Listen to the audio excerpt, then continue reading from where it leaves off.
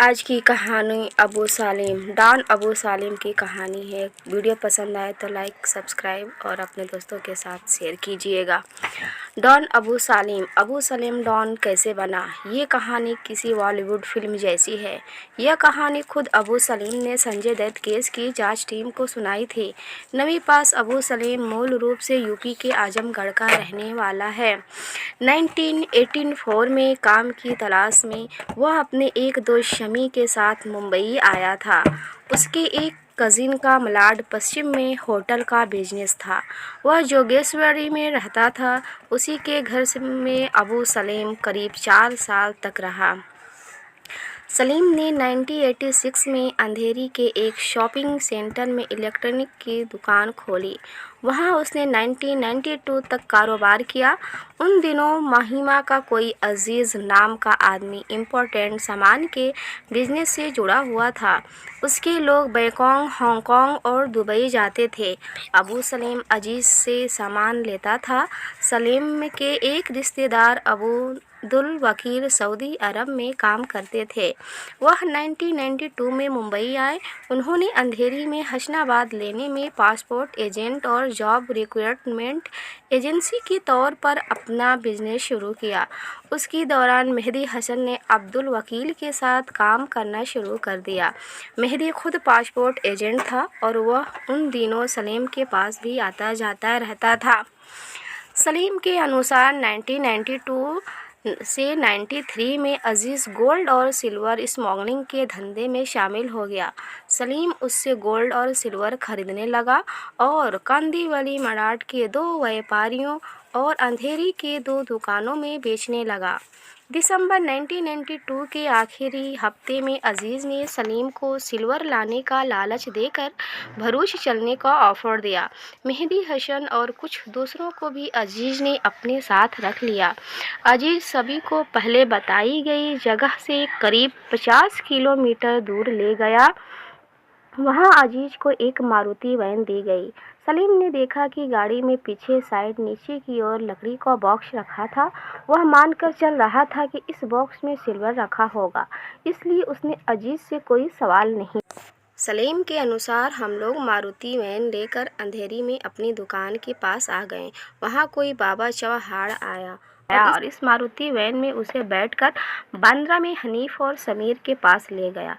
वहाँ से हनीफ इस मारुति वैन में सभी को बैठाकर बांद्रा में संजय दत्त के बंगले ले गया। हनीफ और बाबा चौहान ने पेचकस से मारुति वैन में रखा बॉक्स खोला। सलीम के अनुसार उस बॉक्स में 6 से 8 AK-47 राइफल्स दिख रही थी। इन AK-47 के बारे में उसने बाबा चौहान से पूछा। जवाब में चौहान ने कहा कि तुम चिंता न करो, इन राइफल्स में से 3 संजय दत्त ने अपने पास रख ली। बाकी राइफलें हनीफ, समीर और बाबा चौहान ने अपने पास रखी। जांच एजेंसियों का कहना है कि इसके बाद अजीज ने सलीम से मारुति वैन वापस करने को कहा, जो उसने कर दी। सलीम ने इसके बाद अजीज से उस सिल्वर के बारे में पूछा, जिसे दिलाने के बहाने वो उसे भरूच ले गया था, तो उसने 2-3 दिन में इसे देने का भरोसा दिया। उसी दिन अजीज ने सलीम से कहा कि वो अगले दिन संजय दत्त के पास जाए और उससे 2 AK-47 लेकर इन्हें जैबुनिशा नामक महिला को डिलीवर कर दे। इसके बाद अबू सलीम अगले दिन हनीफ के पास गया और फिर उसके साथ संजय दत्त के बंगले पर गया। संजय दत्त ने एक बैग सलीम और हनीफ को दिया, जिसमें से AK-47 थी। वह बैग बाद में जैबुनिशा को बांद्रा में माउंट मैरी स्थित उसके बंगले में दे दिया गया। अगले दिन अजीज ने अबू सलीम से कहा कि वह जैबुनिशा के घर फिर जाए और उससे वह बैग वापस ले ले। अबू सलीम ने जांच एजेंसियों को बताया था कि बम ब्लास्ट के बाद अजीज ने उसे कॉल किया और कहा कि वह अपनी दुकान से फौरन भाग जाए और माहिम में उससे मिले। माहिम में मुलाकात के बाद अजीज ने उससे कहा कि अगर वह गिरफ्तार हुआ तो उसका यानी अजीज का भी नाम आएगा। इसलिए उसने सलीम को यूपी में अपने गांव भाग जाने की सलाह दी।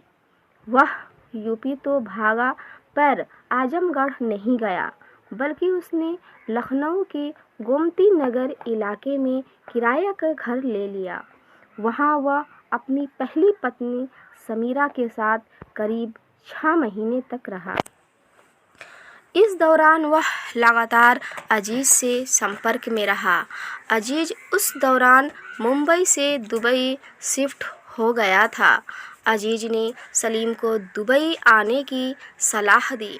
उसी ने सलीम और समीरा के 1993 के आखिरी दिनों में फर्जी नाम से पासपोर्ट बनवाए। सलीम पत्नी के साथ दिल्ली के रास्ते दुबई भाग गया। दुबई एयरपोर्ट पर अजीज ने ही सलीम को रिसीव किया और दुबई एरिया में अपने घर ले गया, जो वहाँ के किंग वीडियो शोरूम में ठीक ऊपर था। सलीम पर मुंबई सहित देश भर में दर्जनों मामले दर्ज हैं, लेकिन प्रत्यर्पण संधि में उस पर भारत में 8 मामलों में ही मुकदमे की इजाज़त दी गई थे। इनमें से प्रदीप जैन मर्डर और 1993 मुंबई ब्लास्ट केस में उसे आजीवन कारावास की सज़ा सुनाई गई थी। संजय दत्त तो अपनी सज़ा पूरी कर फिल्मों में भी वापस आ चुके हैं, लेकिन अबू सलेम को अभी 8 साल भारत की जेलों में और रहना पड़ेगा। ये स्टोरी अबू सलीम की, अगर जो स्टोरी आपको पसंद आई है तो लाइक कीजिएगा, सब्सक्राइब कीजिएगा, ज़्यादा से ज़्यादा दोस्तों के साथ शेयर कीजिएगा। अब फिर मिलेंगे नेक्स्ट वीडियो में, तब तक के लिए बाय बाय।